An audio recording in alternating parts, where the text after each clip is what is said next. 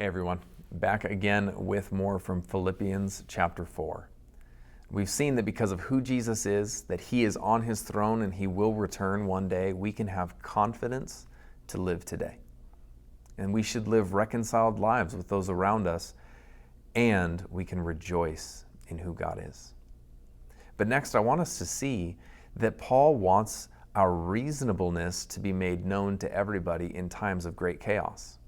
Look at verses 5 through 7. Let your reasonableness be known to everyone. The Lord is at hand. Do not be anxious about anything, but in everything, by prayer and supplication with thanksgiving, let your requests be made known to God. And the peace of God, which surpasses all understanding, will guard your hearts and your minds in Christ Jesus. How is it that we are reasonable before everyone? Well, it's that we live in the peace of God. And so Paul then anticipates the questions of why and how after he tells us to let our reasonableness be known to everyone.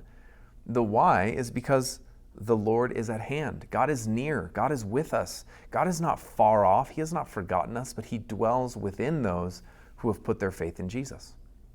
And so we can be confident. But not only the why, but he also gives us the how. How is it that we should remain reasonable and peaceful? And it is that we should not be anxious about anything, but in prayer and petition make our requests known to God. Now, I don't know about you, but when I'm anxious, I tend to not pray very much because I'm so focused on how I can fix the current situation. But I also find that when I pray, I'm not as anxious. You see, Paul's saying when we come before God with our requests and our petitions, with thanksgiving in our heart, and we make our requests known to God, we're able to have peace before him because the God who is capable of doing anything he wants, that powerful, good, and wise God, we know that we can trust him and have confidence in him. Therefore, we don't need to be anxious about anything, but instead, the peace of God, which transcends understanding, will guard our hearts and our minds in Christ Jesus. In these times, it is easy for our hearts and our minds to be taken away from us, to be held captive by all the different information that's flying around.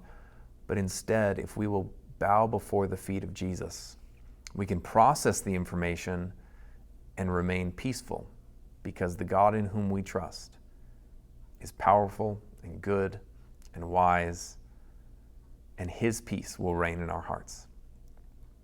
Be encouraged today. Pray very much.